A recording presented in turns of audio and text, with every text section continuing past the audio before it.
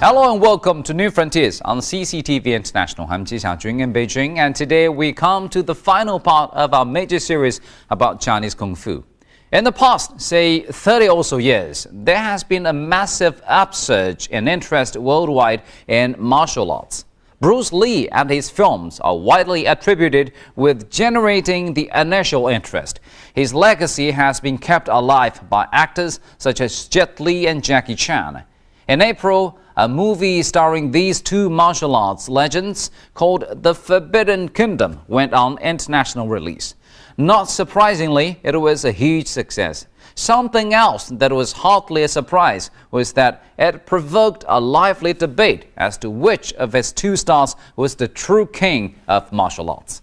It's been an interesting debate, not least because in the Chinese cultural sense, a king of martial arts does not necessarily mean the best fighter. It's the man who best embodies the true martial spirit.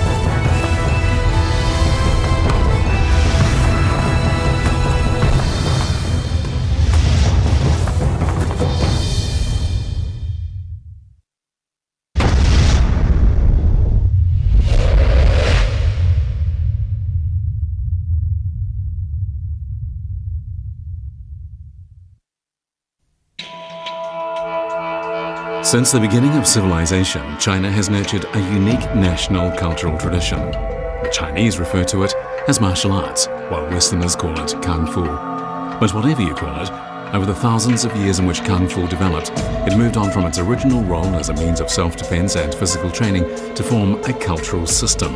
From then on, specific martial arts techniques were spread throughout society and passed down from generation to generation. Over the course of the centuries, the cultural aspect of martial arts developed slowly, free of outside influences. The martial arts have long been a common theme in literature.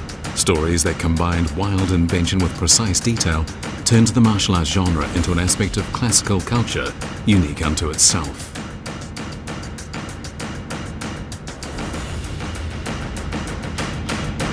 Realistic and detailed descriptions of martial arts techniques first made an impact on popular culture through novels. Incredibly, the first martial arts novel in Chinese history, Yan Zidan, was written near the end of the Eastern Han Dynasty, around 1,800 years ago.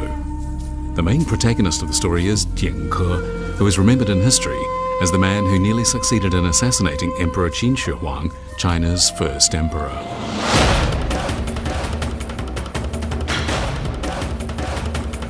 Yan Zidan is based on historical details gleaned from records of the historian and intrigues of the warring states. But in the novel, elements of legend and myth are added to enliven a vivid portrait of mercenaries during the warring states period.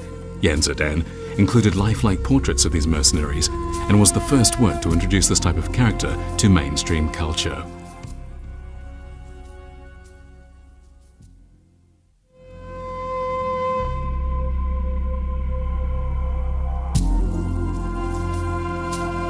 A 1,000 years after the appearance of Yan Zidan, the greatest martial arts novel of Chinese feudal society made its appearance. That work is The Water Margin, written by Shi Naian early in the Ming Dynasty.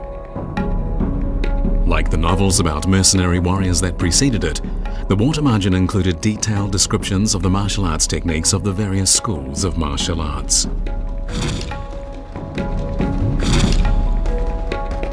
These descriptions were based on the techniques practiced by actual martial arts masters, and they even provided material that martial arts practitioners could use in their search to find the founders of their schools. 水浒传是中国古代以打斗为主要题材的小说中，当然最成功的一部了，影响非常之深远。水浒传的成功有很多原因，但其中一个最重要的原因就是描写打斗的材料的真实性。我们几乎可以把《水浒传》当作一部古代武术的百科全书来读。几乎所有的方方面面，他所使用的材料，在我这样一个长时期从事《水浒传》研究的人来看，我觉得非常逼真，非常真实，很多东西都有它原本的历史根据。Martial arts novels are still being written today, but so far, no one has been able to surpass the excellence of The Water Margin. In the 500 years since its publication, people have discovered that the key word to survival as a writer of martial arts novels and to win new fans is change. Liang Yushang's A Dragon and Tiger Fight in the Capital was the first book in which martial arts skills appeared in the form of a romantic fantasy, and in which martial arts warriors were depicted as idealized heroes. However, Liang is not the person who has most influenced contemporary martial arts novels. In 1955, 6 years after the founding of the People's Republic, the martial arts novel Book and Sword, Gratitude and Revenge was published in the Hong Kong newspaper New Evening Post, and it quickly attracted considerable attention. This was the first martial arts novel written by Louis Cha, who wrote under the pen name Jin Yong.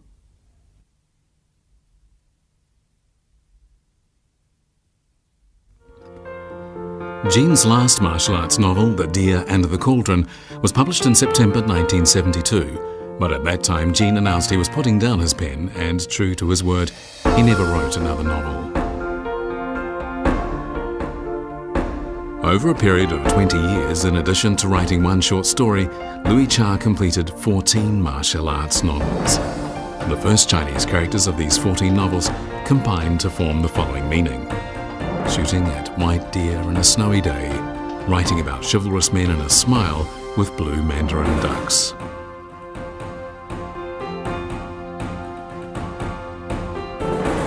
Today, it is impossible to calculate how many copies of Jin's novels have been printed in China.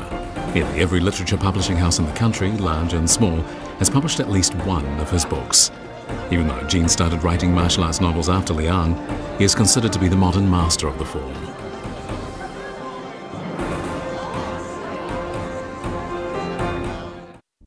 In the 1800 years they have been around, martial arts novels have done a lot to generate enthusiasm for martial arts and promote the spirit of chivalry. However, the 20th century saw the influence of these novels eclipsed by a brand new form of mass media, the movies.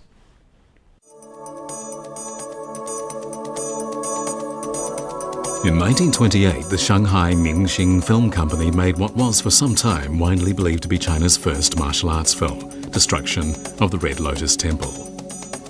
However, in point of fact, 10 years earlier, the commercial press had made the short film The Thief, and the Anhua Film Company made a number of martial arts movies, including A Home Truth. However, Destruction of Red Lotus Temple was the most mature martial arts film of the period, and it became the standard that directors of later martial arts films sought to emulate.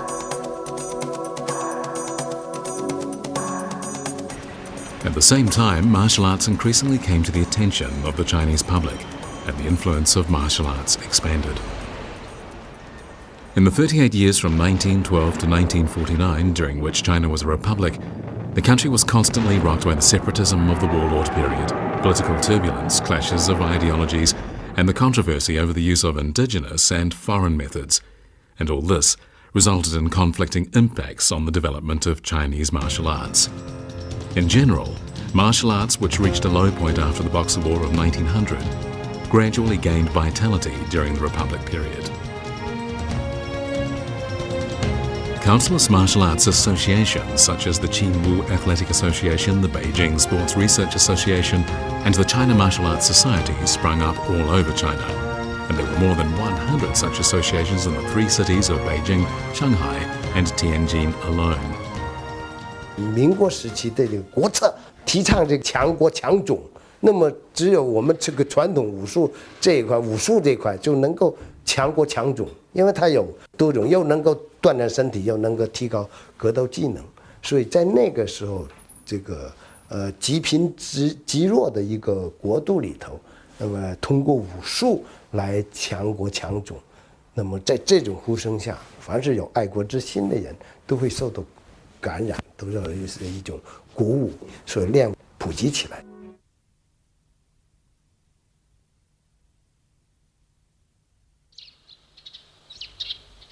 When the People's Republic was established in 1949, martial arts were designated a national treasure and the quintessence of Chinese culture.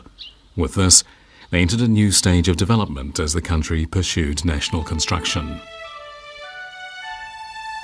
Under the guidance of Marshal Helong's policy to develop, rectify, raise and disseminate, martial arts were designated for dissemination. Later, Zhu De and Liu Shaoqi both strongly supported the development of martial arts.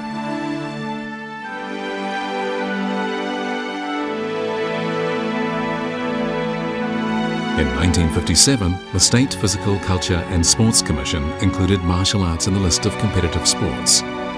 It published simplified Tai Chi Chuan as well as materials on lawn boxing and martial arts involving the use of equipment.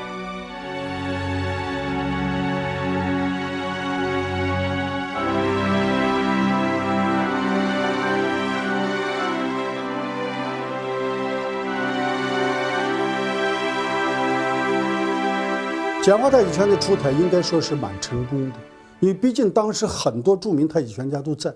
主持这项工作的李天济先生本身应该说就是一位非常有修养的太极拳家，再加上顾留星先生他们当时都具有很高的地位，所以这个简化太极拳的编制应该说还是集中了不是一个人做的，是多位武术名家一起考虑的。解放初期，党的体育理念是毛泽东同志提出来的，发展体育运动，增强人民体质。简化太极拳在那个时间里起了很大的作用。我们是从那个岁月里过来的，我都练简化太极拳，因为要到处去教人练简化太极拳。那个时候，简化太极拳的图谱几乎到处都在挂着，在公园里，在街头，甚至在田间，在很多地方上，我们看到很多人在打这个简化太极拳。就运动量而言，就难易程度而言，它确实是那么普及起来很方便。Unfortunately, the widespread enthusiasm for martial arts didn't last very long. In the 1960s and 70s, especially during the Cultural Revolution, the growth of martial arts clubs came to a sudden halt, interest in martial arts novels waned, and many schools of martial arts disappeared. The ideals that martial arts represented no longer had any influence in society.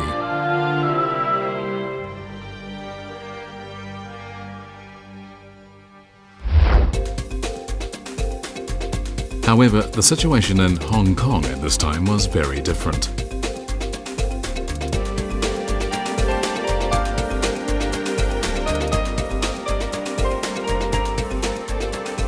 In 1971, a young man by the name of Bruce Lee burst onto the scene in the movie The Big Boss.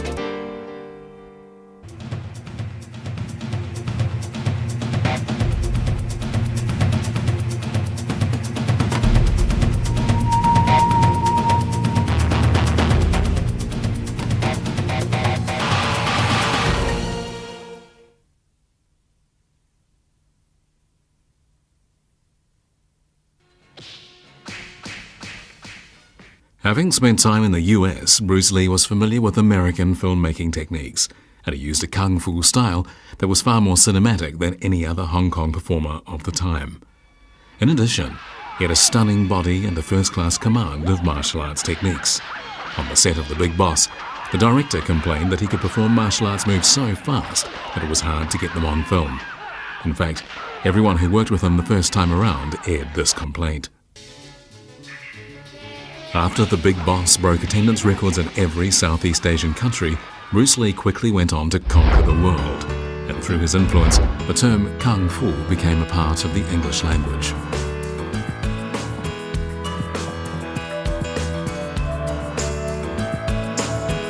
Bruce Lee single-handedly launched a second wave of enthusiasm for martial arts movies. On top of this, while abroad, he opened the Martial Arts Academy and was instrumental in spreading both martial arts and enthusiasm for martial arts movies outside of Asia.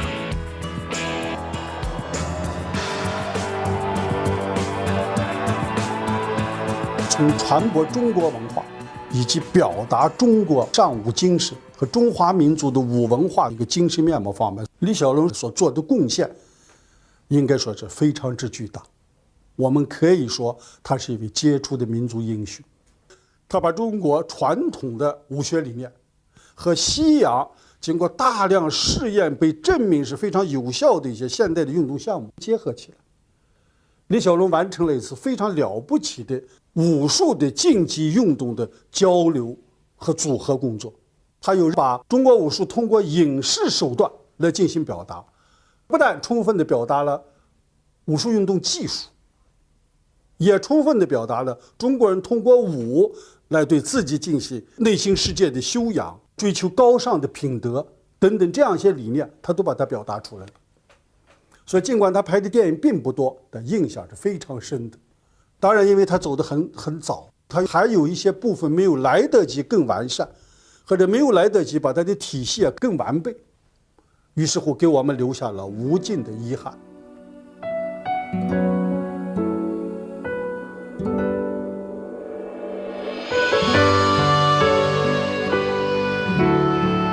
On July the 20th, 1973, Bruce Lee died at the age of 32 after having made only 4.5 movies. But in that short time, he made an enormous contribution to Chinese martial arts and martial arts movies. His work introduced the world to Chinese Kung Fu.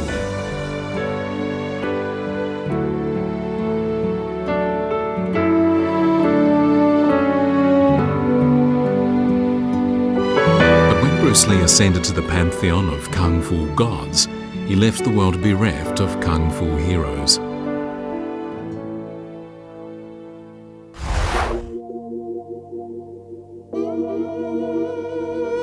Western and Hong Kong movie companies began scouring Asia in search of the second coming of Bruce Lee. And it was just at this time that Jackie Chan appeared on the scene.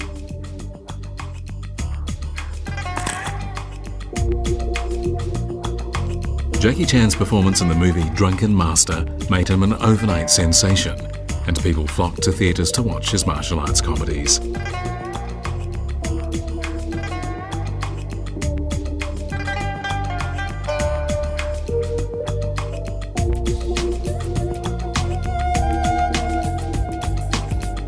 After Drunken Master, Jackie Chan made Plan A, Police Story, and a number of other movies that are still considered classics.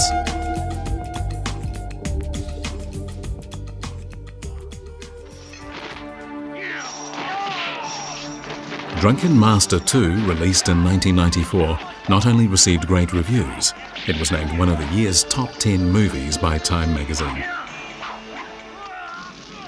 Jackie Chan followed that movie with Rumble in the Bronx, and it too did brisk business at the box office, proving that Jackie Chan movies were both well received by critics and commercially successful at the same time worldwide.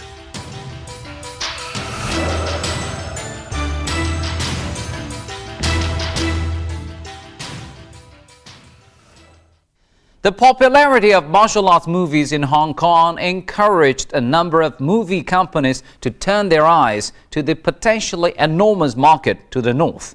Well, it just so happened that at around the same time, the Chinese government was becoming very interested in the development of martial arts. One day in 1978, Deng Xiaoping, who was then Vice Premier of the State Council, hosted a lavish luncheon banquet for a number of Japanese guests. During the banquet, the head of the Japanese delegation told Deng that he was learning Tai Chi Chuan, whereupon Deng showed him some Tai Chi Chuan moves. A few days later, Deng was sent a piece of calligraphy extolling Tai Chi Chuan. This simple gift of calligraphy breathed new life into Chinese martial arts, at a time just after the Cultural Revolution, when martial arts had been unjustly suppressed.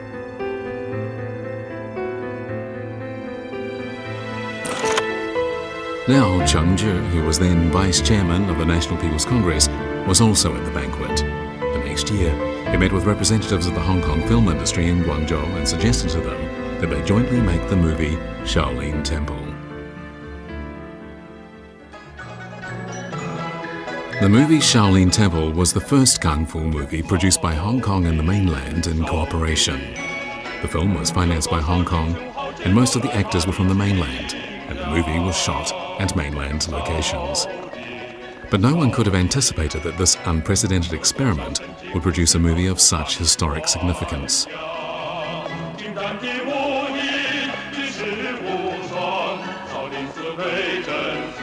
As soon as Shaolin Temple hit the theatres, it made a huge impact that reverberated throughout the world of film. The movie was shown in more than 100 countries and territories, and more than 500 million tickets were sold in China alone. At the time, movie tickets in China cost just 1/10 of a yuan, yet the movie still managed to earn 100 million yuan worldwide, smashing box office records previously set by Bruce Lee and Jackie Chan.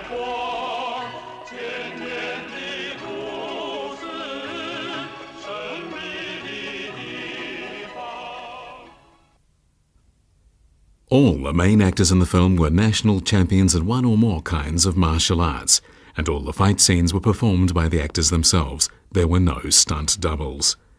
Moreover, all the action was real. There were no wires or springs.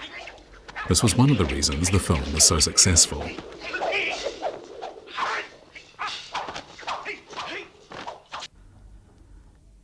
Jet Li's first film made him an overnight sensation, and everything went smoothly for him from the start. He made Kids from Shaolin, Once Upon a Time in China, and Twin Warriors in succession, and followed up these hits with a good number of others. Jet Li has already become the third global Kung Fu megastar, following in the footsteps of Bruce Lee and Jackie Chan.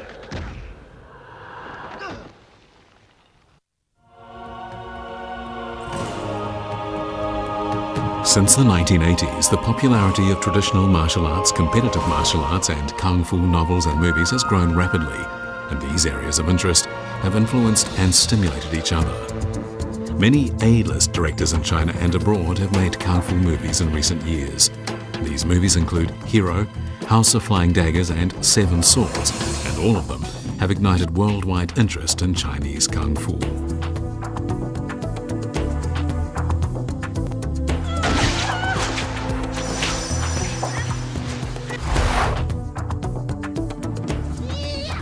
In 2000, Ang Lee's Crouching Tiger, Hidden Dragon won 4 Oscars: Best Foreign Language Picture, Best Art Direction, Best Cinematography, and Best Original Score.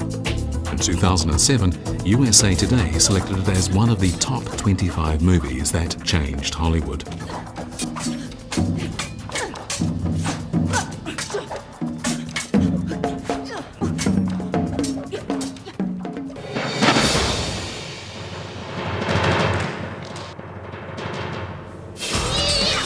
Kung Fu movies have become highly important in the Chinese film industry's efforts to penetrate the global market. The movies have become indisputable cultural ambassadors in the process of drawing upon, carrying forward, and popularizing China's martial arts culture.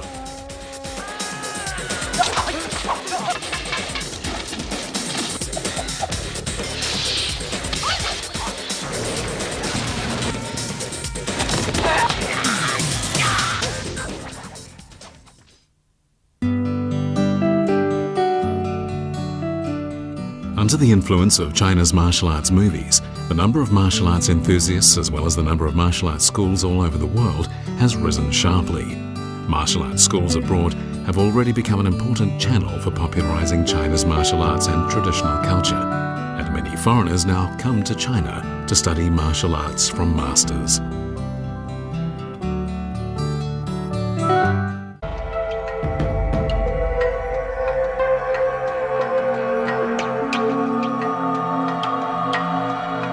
Martial arts took root in China's broad and deep culture. Its rich cultural content and distinctive national flavor make it an important component of China's outstanding national heritage, as well as a bridge of friendship to other cultures.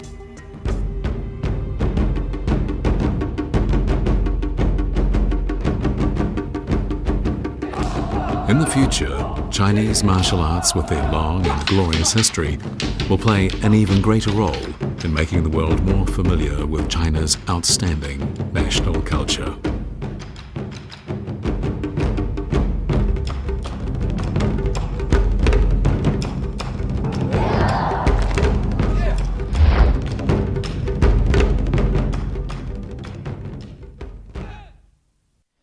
Bruce Lee, Jackie Chan, and Jet Li. It's thanks to these great movie stars that people around the world have been able to appreciate and in some cases take up Chinese martial arts.